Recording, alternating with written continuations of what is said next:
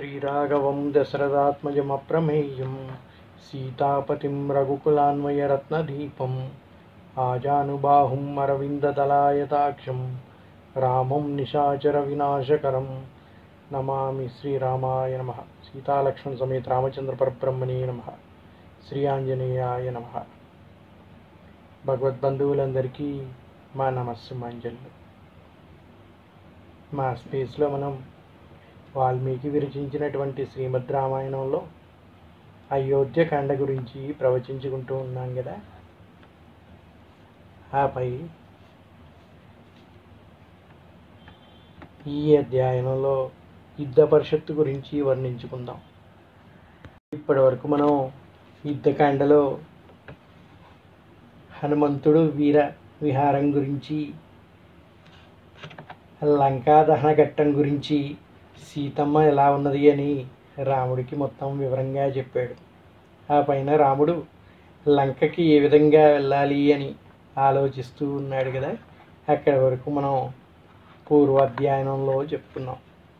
ఇక ఈ అధ్యయనంలో చూసుకుంటే రాక్షసేశ్వరుడైన రావణాసురుడు నిండుకొలులో లజ్జాబర వదనుడై ఎవడూ కన్నెత్తి చూడలేడనుకున్న లంకానగరం ఒక వానరుడి క్రీడారంగం అయినది.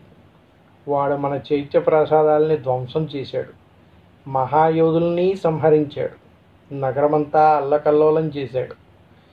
ఇప్పుడు మన కర్తవ్యం ఏమిటో ఆలోచించండి అని తన మంత్రుల్ని ఈ విధంగా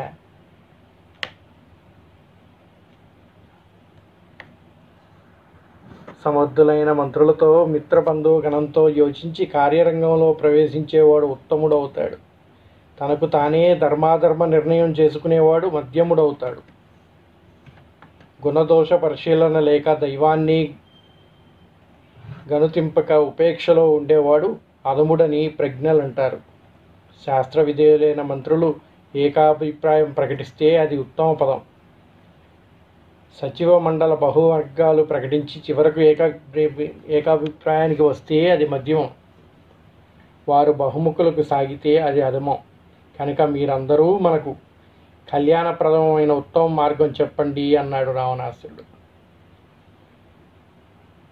రాముడు సోదర సహితుడై వానరసేనతో నిస్సందేహంగా సముద్రం దాటి వస్తాడు. ఇందులో ఎటువంటి సందేహం అవసరం లేదు. ఎందుకంటే మనం చూసాం కదా, ఒక్క వానరుడే వచ్చి మన లంకని ఏ విధంగా నాశనం చేశాడు. తప్పకుండా లంకని ముట్టడిస్తాడు. దానికి ప్రతిక్రియగా మనం ఏం చేయాలో ఆలోచించండి అన్నాడు రావణాసురుడు.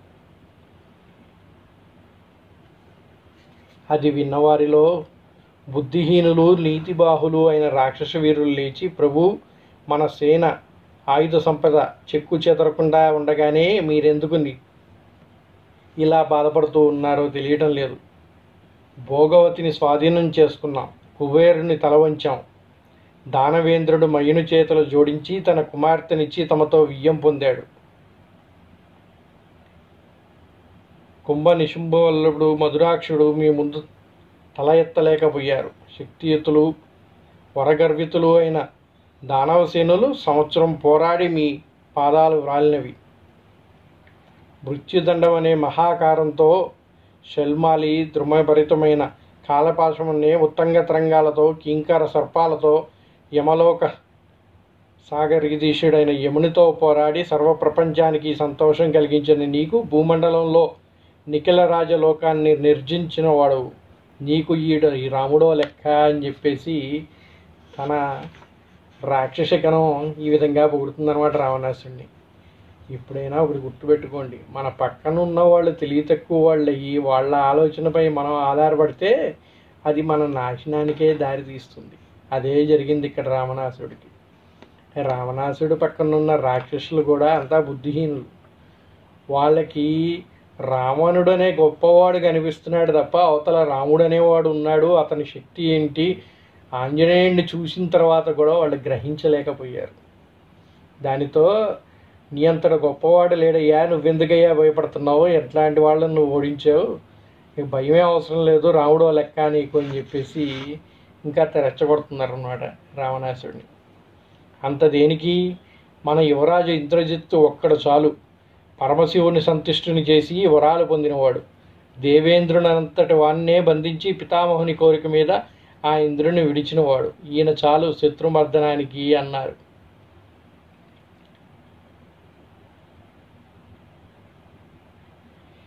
కాళీజీ మాత శూన్యదేవుడు సేనాపతి ప్రహస్తుడు ఉన్నాడు.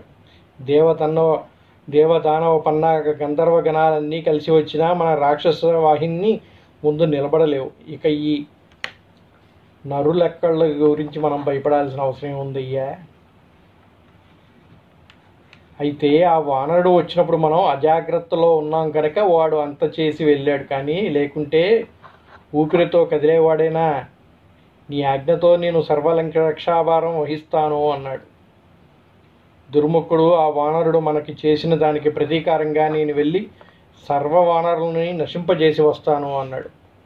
ఇక ఒక్కొక్కళ్ళు ఏ విధంగా పలుకుతున్నారు చూడండి ప్రగల్భాలు. వజ్రదంతుడు, హనుమంతుడితో మనకేం పని? రామలక్ష్మణ సుగ్రీవులు మన శత్రువులు. ఆ ముగ్గురిని ఈ పరగానికి బలి ఇస్తాను. అది కాక మన వారిలో కొందరు కామరూపులు మన వారి రూపాల్లో వెళ్ళి భరతుడు తమను పంపించాడని ఆయన రాముణ్ణి నమ్మబలుకుతూ వారితో ఉంటారు. ఆ సమయంలో మేము ఆకాశ మార్గంలో దాడి చేస్తాం.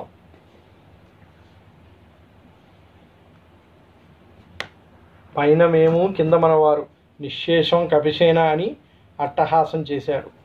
అప్పుడు కుంభకర్ణుడు కొడుకు నికుంభుడు తనకొక్కడికే ఆ పని అప్పగించమనగా వజ్రహస్తుడు నేను చాలని వారందరూ హాయిగా అరగించి వస్తానన్నాడు. మహాయోధులు ఒక్కరు లేచి తమ తమ శక్తి ప్రకటించారు. విభీషణుడు, మీరంతా ప్రశాంతంగా ఉండండి. సామదాన భేదాలు విఫలమైతేనే దండనీతి చేపట్టాలి.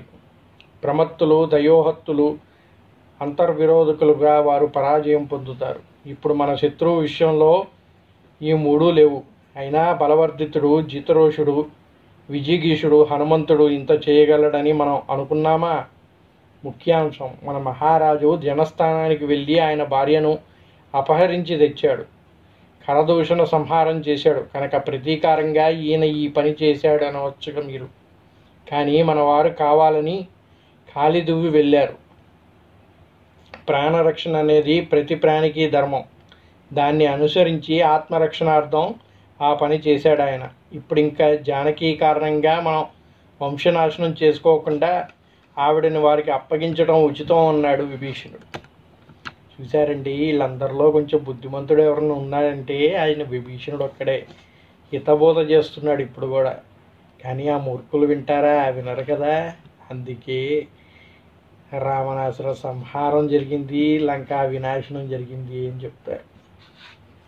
క్రోధ దేశాలను విడిచి ధర్మదృష్టితో శాంతి చిత్తంతో ఆయనకు జానకిని అప్పగిస్తే మనం అంతా సుఖంగా ఉండగలం. ఇది నా ప్రార్థన అన్నాడు విభీషణుడు. రావణుడు మాట్లాడకుండా సభ విడిచి అంతఃపురం చేరుకున్నాడు. రాత్రి దాటింది. ఉషస్సు రేకులు ఉదయచలన నడియుతున్నాయి. పర్వత శ్రేణులు సంఘటితమయ్యాయి. ఉన్నత గిరిశృంగ దృశ్యమయ్యాయి. సువిభక్త కక్షలతో ప్రభుసేవ పరాయణులైన ధీమంతులుగా మంత్రులతో శంఖతర్యాది మంగళవాద్యాలతో అలరారుతూ హేమభూషణ భూషిత రాగాలైన అంగనాలు హాస్యలతో అలరారే రావణ భవనానికి వచ్చాడు విభీషణుడు. సంపన్నులైన విప్రశ్రేష్ఠులు వేదగానం చేస్తూ దధీ సర్పపత్రాలతో బంగారు కాంతులీనే అక్షతలు చేతబట్టి రావణునికి స్వస్తి పలుకుతున్నారు. వచ్చిన విభీషణునికి స్వాగతం పలికి లోపలికి తీసుకుని వెళ్ళారు అనుచరులు. స్వర్ణసింహాసనం మీద ఉన్న లంకేశ్వరుడు అనుమతితో ఉచితాసనం అలంకరించాడు విభీషణుడు. అగ్రజ, జానకి మన నగరానికి వచ్చిన నాటి నుండి ఇక్కడ అరణ్యనాథులను వీడి నల్లని పొగలు కక్కుతున్నది. అగ్నిహోత్రుని గృహాలతో సర్పాలు హాయిగా తిరుగుతున్నాయి. ఆవులు పాలివ్వటం లేదు. హోమద్రవ్యాలు చీమలు చేరుతున్నాయి. మత్తేబాలు గండస్తుల నుండి మదద్రవధారాలు లేవు. పచ్చిక వీళ్ళు ఎదుట ఉత్తమ సొల్లు దీన్ని ఏషారవాసులు చేస్తున్నాయి. ఒంటెలు, గాడిదలు, కంచెర గాడిదలు శరీరాల నుండి రోమాలు నేలరాలుతున్నాయి. కాకులు గుంపులు గుంపులుగా చేరి అరుస్తున్నాయి. అన్నీ అపశకునాలే గోచరిస్తూ ఉన్నాయి. గగన వీధిలో గ్రద్దలు విహరిస్తున్నాయి. ఉభయ సంధ్యల్లో అమంగళ ధ్వనులు వినిపిస్తున్నాయి. నగర ద్వారాల వద్ద క్రూర మృగాలు చేరుతున్నాయి. ఇవన్నీ అశుభ సూచనలు. వీటిని నీ మంత్రులు నీకు చెప్పడానికి జంకుతున్నారు. ఇదంతా లంకానగర వాసులు దోషఫలములవుతున్నది. ఇప్పుడు నువ్వు జానకిని రామునికి అర్పదిస్తే ఈ దోషం వైదొలగవచ్చు. ఈ ధర్మదృష్టికి తోచిన ఈ మాటలు బాగా పరిశీలించు, న్యాయ మార్గాన్ని నడవడానికి ప్రయత్నించు అన్నాడు. రావణుడు, విభీషణ, నువ్వు భావిస్తున్న భయం కారణరహితం.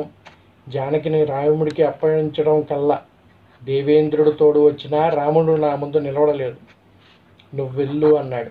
విభీషణుడు వెళ్ళాడు. రావణుడు మనస్సు సీత మీద వాంఛతో కొంతసేపు బాధపడింది. తరువాయి సభాభవనానికి వెళ్ళాడు. ఆయన వెంట అనుచరవర్గం సాగింది. రాజమార్గం వెంట పౌరులందరూ తలలు వంచి జ్వానాలు చేశారు. మంగళవాద్యాలతో స్వాగత గీతాలతో రావణుడు వైడూర సింహాసనం అధిష్ఠించి మంత్రి దండనాథులకి కబురు పంపాడు. అందరూ వచ్చారు. విభీషణుడు కూడా వచ్చాడు. సేనాపతి ప్రహస్తుడు లంకేశ్వరుడు నగర రక్షణ వ్యవస్థని అప్రమత్తం చేసి వచ్చాడు. అప్పుడు రావణుడు ధర్మ కామ అర్ధ విషయాల్లో చిక్కులు కలిగి ఉన్నప్పుడు ప్రియాప్రియాలు జరుగుతున్నప్పుడు కష్టసుఖాలు మీ ముందుంచటం అవసరం. ఇంతవరకు మీతో ఆలోచించకుండా ఏమని చెయ్యలేదు. అలా అన్ని పనులు బలవంతంగా చేసుకొచ్చాను. ఈనాడు కుంభకర్ణుడు కూడా నిద్రలేచి సభాభవనానికి రావడం విశేషం. సరే, ప్రస్తుతానికి వస్తే కొన్నాళ్ల క్రిందట దండకారణ్యం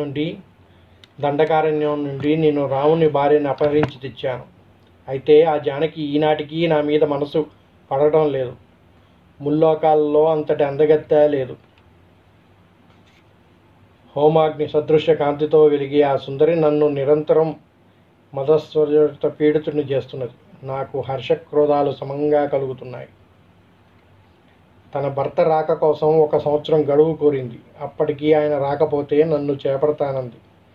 విశాల నగరాన్ని వారు దాటి రాలేరని నేను అంగీకరించాను. కానీ వ్యవహారం మనం అనుకున్నట్లుగా సాగట్లేదు. మీరందరూ చూస్తున్నారుగా.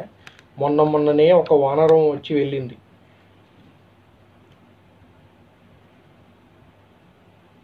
మీ సాయంతో దేవాసురుల్ని ఓడించాను. ఇప్పుడు కూడా మీరంతా ఆలోచించండి.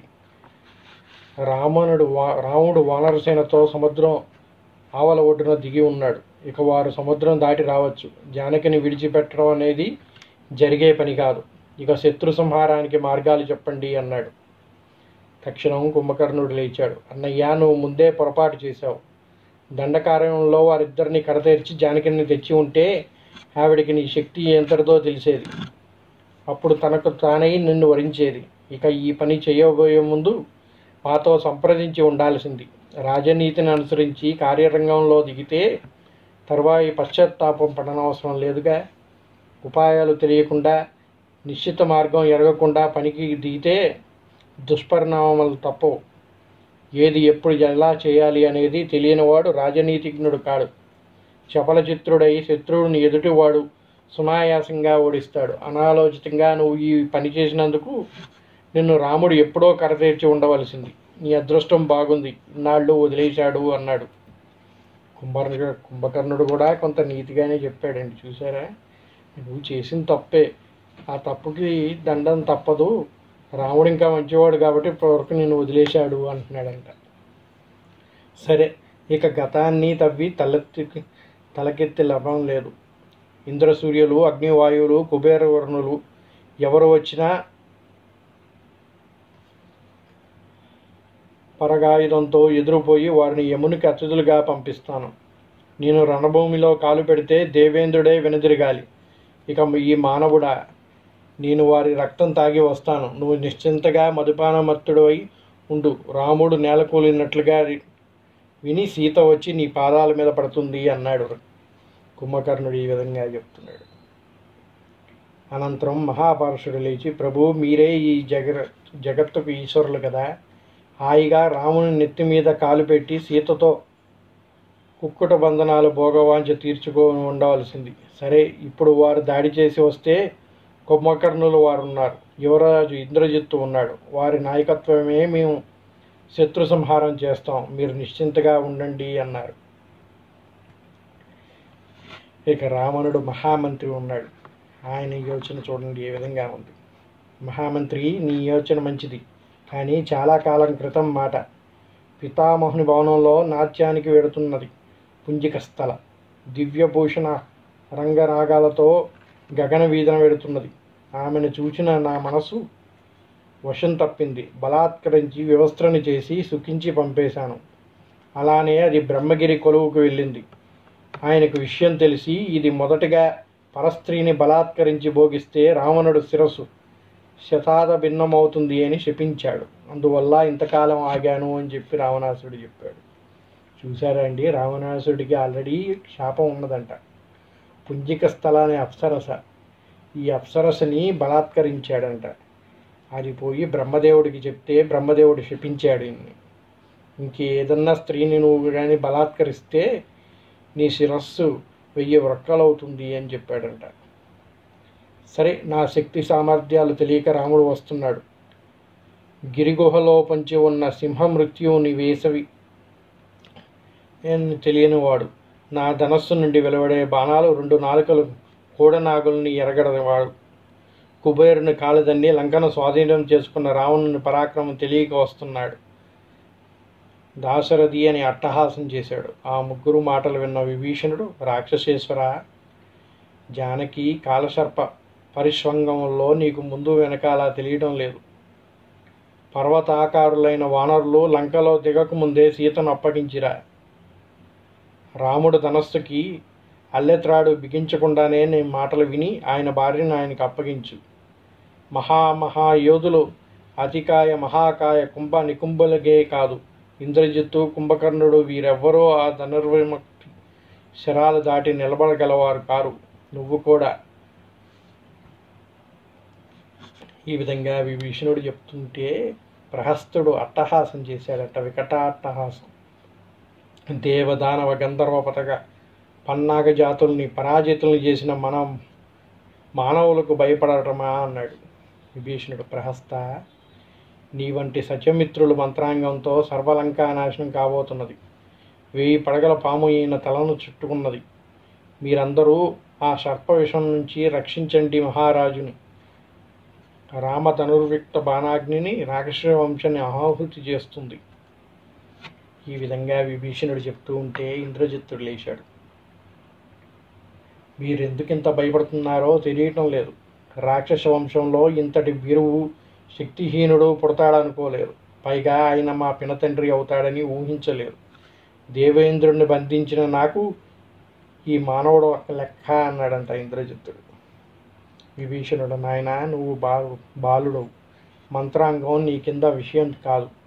నీ బుద్ధి వివేచనతో పక్వం కాలేదు. ఈ సభలో రాజనీతి తెలిసి రాజ్యరక్షణ భారం వహించగలవారే మాట్లాడాలి. నిజానికి నిన్ను ఇక్కడికి రానిచ్చిన వారిని వజ్రశాలకు పంపాలి. వినయహీనుడు వాచాలుడు సభకి రాకూడదు. అందున అల్ప వయస్కులు అస్సలు అర్హుతులు కారు.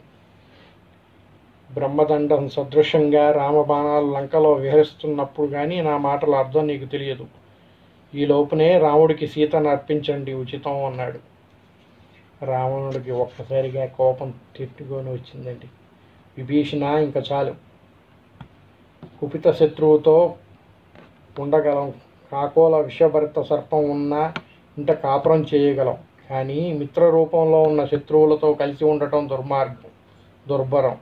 అసలు నటి స్వభావమే ఇంత. వారికి తమ వారిని పరాభవించడమే ప్రవృత్తి. అదే ఆనందం. అదును చూసి కష్ట సమయంలో తిరగబడతారు. హస్తిగీతలను చేపుతారు. అంటే తెలుసా, ఏనుగుల అగ్నికి శాస్త్రానికి భయపడవు. ఇరుగుపొరు ఏనుగులే మానవులకి సాయం చేసి మత్తేబాలను పట్టిస్తాయి. కాకుంటే దాన్ని వశం చేసుకోవటం అసాధ్యం. బ్రాహ్మణుడికి తపస్సు, స్త్రీకి చాపల్యం, జ్ఞతికి శత్రుత్వం సహజ లక్షణాలు. పువ్వులో మధువు తాగిన అరక్షణం అక్కడ ఉండదు. తుమ్మెద శరస్యకంగా ఎంత గర్జించినా అది కురిసే వాన అరక్షణం నిలబడదు. మత్తగజం సరోవరంలో పరబ్రహ్మంగా స్నానం చేసి గట్టుకి చేరగానే శరీరం నిండా దుమ్ము పోసుకుంటుంది. అలా ఉంది నీ వ్యవహారం. నువ్వు కాక మరెవరైనా ఈ మాట అని ఉంటే తల తీయించేవాడిని అన్నాడు.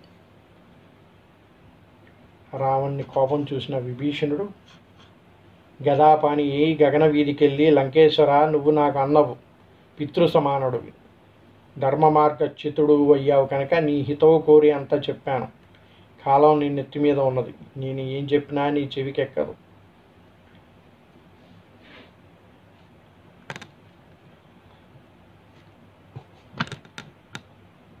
రాముడు, నీ శీతశరాలు నీ శరీరంలోకి వస్తున్నప్పుడు తెలుస్తుంది నా మాటల ఆంతర్యం.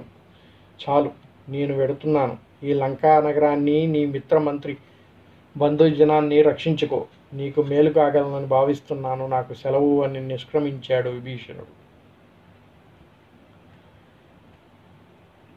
మేఘ సమాన దేవుడు, వజ్రదృశ్య గదాపాని, రత్నభరణ భూషితుడు విభీషణుడు సాగరం దాటి వచ్చి రాముణ్ణి చేరబోతున్నాడు. ఆయన వెంట మంత్రులు నలుగురు వస్తున్నారు.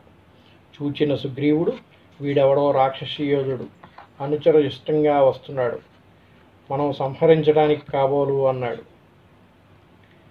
సుగ్రీవుడు వాళ్ళని చూడగానే, వీళ్ళెవరో మనని సంహరించడానికి వస్తున్నట్టున్నారయ్యా అని రాముడికి చెప్తున్నాడంట. మహాయోధులైన వానరులు సాలవృక్షాలు పెరిగి మాకు అనుజ్ఞ ఇస్తే వారిని నేలకూలుస్తాం అన్నారు. అంతలో ఆ సమీపానికి చేరిన విభీషణుడు గగన వీధినే నిలిచి, దూరాచార రతుడైన రాక్షసేశ్వరుడు రావణుడు, ఆయన సోదరుడు నేను, విభీషణుడు అంటారు నన్ను. మా అన్న జనస్థానంలో జటాయువును చంపి జానకిని అపహరించి తెచ్చాడు. ఆమెను రామునికి అప్పగించి రమ్మని హితవు చెప్పాను, అయినా వినలేదు. నన్ను దుర్భాషలతో అవమానించాడు. ఆయన నా ధరాసుతులను విడిచి రాముని శరణు వేడడానికి వచ్చాను. నా రాకను రామునికి చెప్పండి అన్నాడు.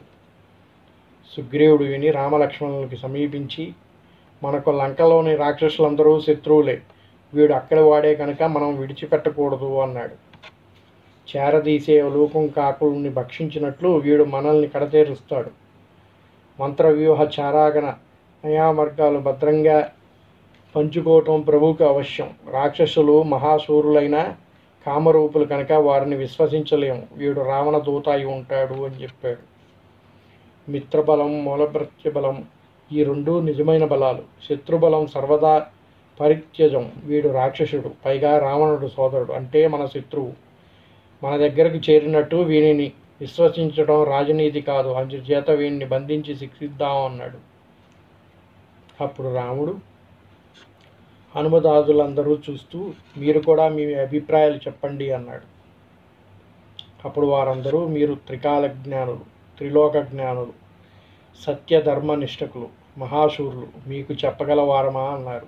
అనంతరం అంగదుడు, శత్రుపక్షం నుండి వచ్చిన వాణిని నమ్మకం ఉచిత రీతి కాదు. దుష్టులు తమ మనస్సు దాచి అదును కోసం వేచి పగ తీర్చుకుంటారు. అర్ధార్థులు పరీక్షించి విభీషణి చేర్చుకోవాలి అన్నాడు. శరభుడు, ఆర్య, సూక్ష్మబుద్ధి గల చారుని నియోగించి పరీక్షించి ఆశ్రయం ఇవ్వాలి. జాంబవంతుడు, బుద్ధి వైరం గల రాముని పక్షం నుండి ఈ సమయంలో వచ్చిన వాణ్ణి స్వీకరించడానికి నా మనసు విముఖంగా ఉంది అన్నారు. చూసారా, అక్కడ ఉన్నవారందరూ కూడా విభీషణుడిని చేర్చుకోవద్దనే చెప్తున్నారు. ఇక మైందుడు, మధుర భాషలతో వానితో ప్రసంగిస్తే వాని మనస్సు పటిమను నిశ్చయించుకోవాలి అన్నాడు. హనుమంతుడు, ధీశక్తిలో, ధీరీతిలో, వాక్చాతుర్యంలో మీ అంతటి వారు లేరు. పైగా ఒకరి అభిప్రాయాలతో విషాదానికి దిగటం నా అభిమతం కాదు. అర్థానర్థాలని మనసు చిపులు సహితంగా ప్రతిపాదించారు. అయితే విభీషణుడికి మనం ఏదో ఒక పని అప్పగించి పరీక్షించాలి.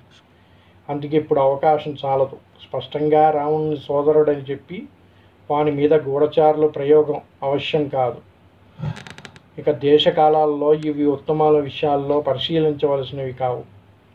రాముని దుష్టత్వాన్ని, నిత్య పరాక్రమాన్ని ఎరిగినవాడునని ఆయన మాటల వల్ల తెలుస్తున్నది. అయితే నిన్ను శరణ వేడటానికి ఇది ఉచితమైన సమయం అని గ్రహించి ఉంటాడు. అన్నీ అలా ఉంచి ఇప్పుడు మనమేవో ప్రశ్నలు వేసి వారి అంతరంగం తెలుసుకుందామంటే ఈ మీమాంస వల్ల మనస్సులో లేనిపోని శంకలు రేగుతాయి. మైత్రి కోరి వచ్చిన వాడిని మనస్సు నొప్పించినట్లు అవుతుంది. అప్పుడు ఆయన తన ఇంగితాన్ని గుప్తంగానే ఉంచుకోగలుగుతాడు. పర్యవసానంగా విభీషణుడి విషయంలో శంకలేవీ అవసరం లేదు. ఆయన మాటల్లో దుష్టత్వం లేదు. ఆకారం ప్రసన్నంగా ఉంది. దుష్టబుద్ధి ఎంత స్వస్థచిత్తంతో నిశ్శంకగా ఈ సమయంలో మన దగ్గరికి రాలేదు. మనస్సుని ఎంత దాచినా కన్నుల్లో ఆ మాలిన్యం కనిపించి తీరుతుంది. అటువంటిదేమో ఆయన నాకు అలా గోచరిస్తుంది అని చెప్పాడు హనుమంతుడు.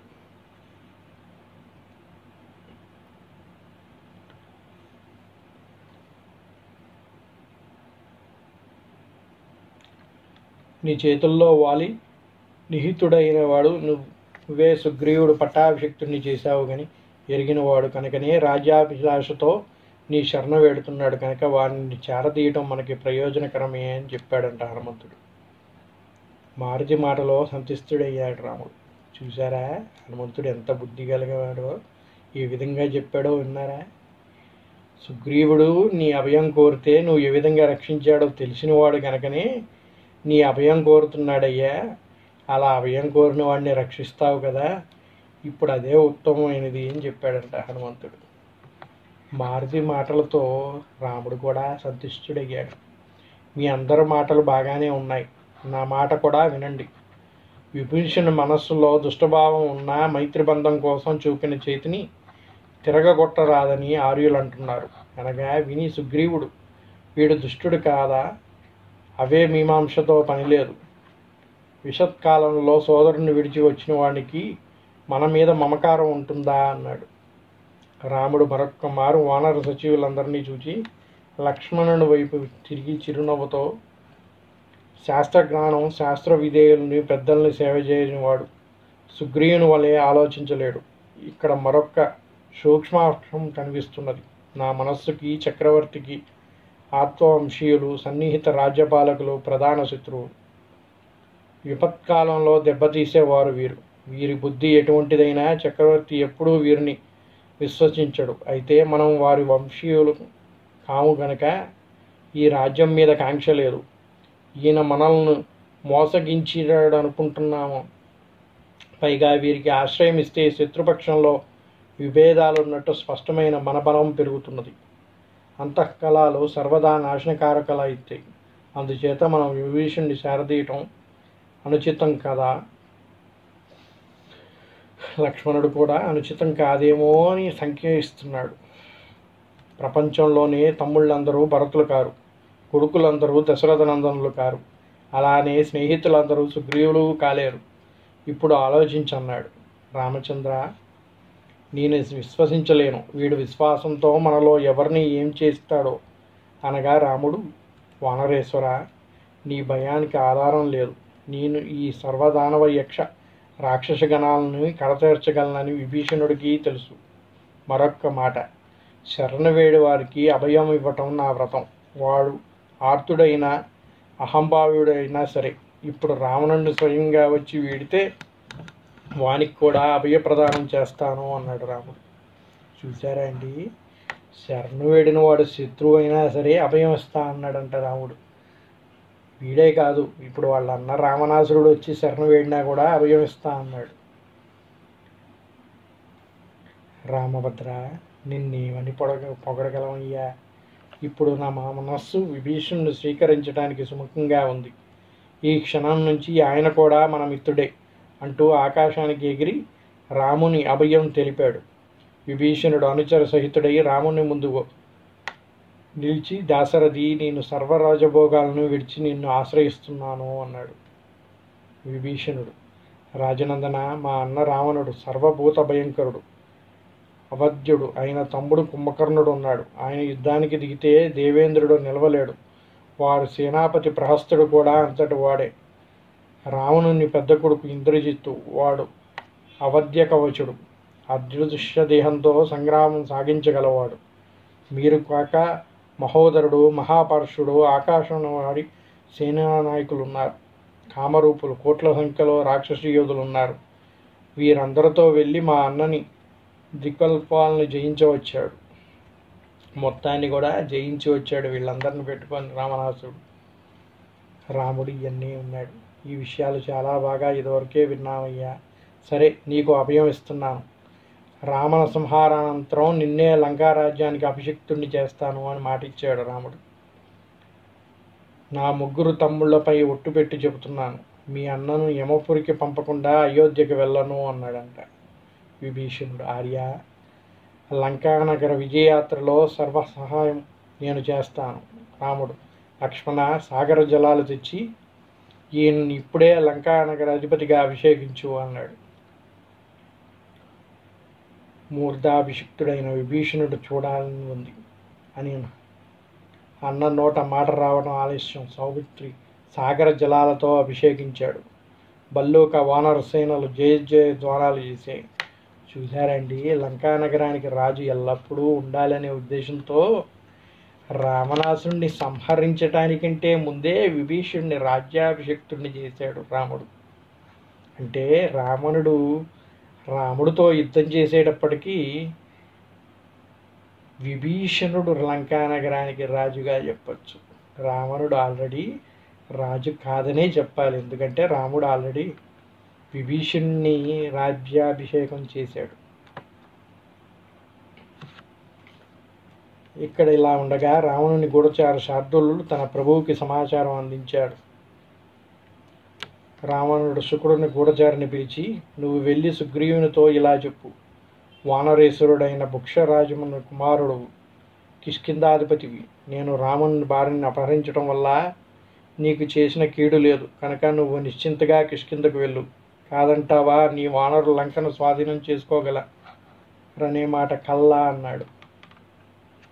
శుకుడు ఈవల ఒడ్డుకొచ్చి గగన వీధినే నిలిచి సుగ్రీవునికి రావణ సందేశం వినిపించగా కొందరు వానరులు వారిని బంధించి రెక్కలు విరిచి చంపబోగా రామభద్ర, నేను దూతను, రాయబారిని చంపటం న్యాయం కాదు అని అరిచాడు. రామాజ్ఞానుసారం విముక్తుడైన శకుడు సుగ్రీవుని సమాధానం కోసం ఆగగా, మీ రాజు నాకు మిత్రుడు కాదు, పైగా నా మిత్రుని శత్రువు కనుక ఉదార్హుడు. లంకానగరాన్ని ధ్వంసం చేసి రావణుని సంహరించి తీరుతాం. రామబాణాలకి ఎదురు లేదని చెప్పు. రామలక్ష్మణులు లేనప్పుడు సీతాపహరణ చేశావు కనుక వాళ్ళు ఉండంగా వచ్చి ఉంటే ఇంతకాలం బ్రతికేవాడు కాదు అని సుగ్రీవుడు అంటుండగా అంగదుడు, ప్రభు, వీడు దూత మాత్రుడు కాదు, చూసావా, నీ మాటలు వింటూనే వారు మన సేనాన్ని పరిశీలిస్తున్నాడు, గూఢచారిని విడవరాదు అనగా సుగ్రీవాజ్ఞతో వానరులు వారిని బంధించి తెచ్చారు. చంపవద్దని బంధనాల్లో ఉంచమని ఆజ్ఞాపించాడు రాముడు.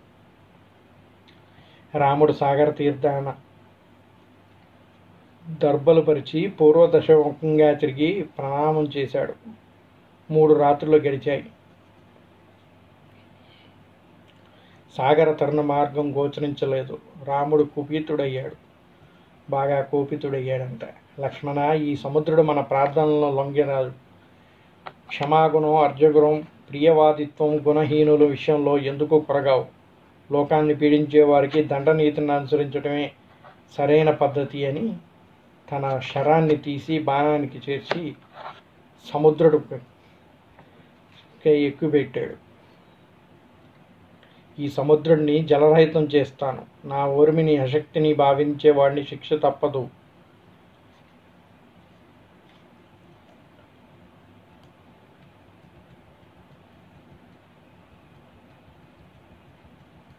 అప్పుడు లక్ష్మణుడు, రాఘవ, ఇంకా క్రోధాగ్ని ఉపహరించు. సాగరుడు నీ దర్శనానికి వస్తాడు. సాధుజనానికి ఆగ్రహం తగదు అన్నాడు. రాముడు ఎప్పుడైతే కోపించి బాణం తీశాడో సముద్రం అంతా అల్లకల్లోలంగా అవుతుందంట. దాంతో సౌమిత్రి వచ్చి, అన్నా, నీ వంటి వాడు ఇంత కోపం పడకూడదు. సముద్రుడు నీ దగ్గరికి వస్తాడు, కంగారు పడకు అన్నాడంట.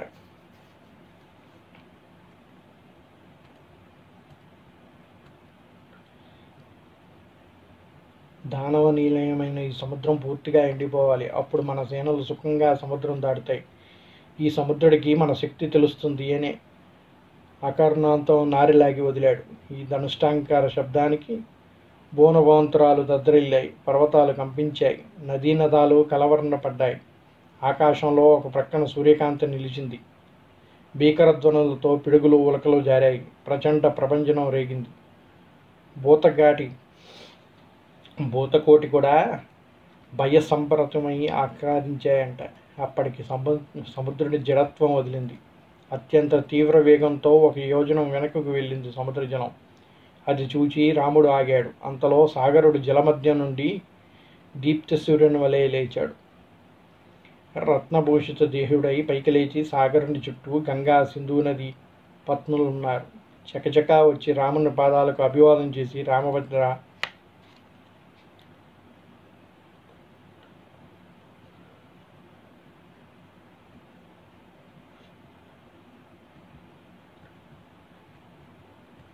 నీవు బాణం విడిస్తే నాలోని ప్రాణకోటి విలవిల్లాడుతుంది. కామక్రోధ భయ లోభాలకు లొంగి నిన్ను శుష్కించడం ఉచితం కాదు. అయితే మీరు లంకా చేరడానికి దారి చూపుతాను అంటుండగా రాముడు, పోయి సముద్రుడా, ఈ బాణానికి లక్ష్యం చూపించు అన్నాడు. సాగరుడు, ఇక్కడికి ఉత్తరంగా ద్రమ్యకుల తీర్థంలో ఉగ్ర స్వభావులైన ధన్యులున్నారు. నాకు వారి పీడ తొలగించు అనగానే బాణం విడిచాడు రాముడు. రాముడు బాణం ఎప్పుడు కూడా ఎక్కుపెట్టింది విడవకుండా వదలకూడదంట. అది ఆయన వ్రతం కనుక శత్రు సంహారానికి దాన్ని వినియోగించాలి. కనుక ఈ బాణాన్ని విడిచి నాకు శత్రు సంహారాన్ని తొలగించిన స్వామి అని సముద్రుడు కోరాడు.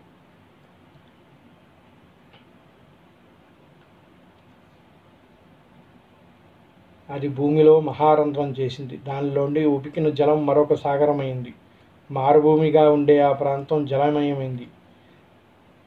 అనంతరం సముద్రుడు, రాఘవ, మీ వానర అందరిలో నలుడు విశ్వకర్మ కుమారుడు.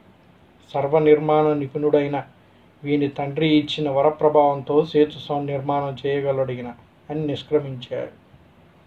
ఆ విధంగా నలుడు ఇప్పుడు మనం చూస్తున్నామే, రామేశ్వరం నుంచి శ్రీలంక వరకు శాటిలైట్ పిక్చర్స్లో చూపిస్తున్నారు కదండి. ఆ వంతెనని నలుడు కట్టాడంట రామాజ్ఞతో. సముద్రం పైన మొట్టమొదటి వంతెన అనేది అదేనండి.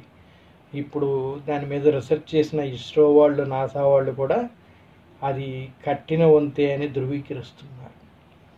చూసారా ఆ కాలంలోనే ఎంత టెక్నాలజీ ఉందో. ఆ విధంగా వాళ్ళు అది కట్టగలిగే వాళ్ళు మీ సైన్యంలోనే ఉన్నారయ్యా. దాని గురించి మీరు బాధపడాల్సిన అవసరం లేదు. నలుడు అనేవాడు ఉన్నాడు, వాడు విశ్వకర్మ కుమారుడు, ఆయన ప్రభావంతో ఈయన పని చేయగలడు అని చెప్పాడంట సముద్రుడు. ఆ విధంగా సాగరం పైన నీటిపై తేలే బండరాళ్లతో ఒక వంతెన్ని నిర్మించాలి అని చెప్పేసి రాముడు భావించాడంట. ఇక్కడతో ఈ అధ్యాయాన్ని ముగించి మరో అధ్యాయంలో మళ్ళీ ముందుకు సాగుతాం. స్వస్తి. సర్వే జనా సుఖినో భవంతు.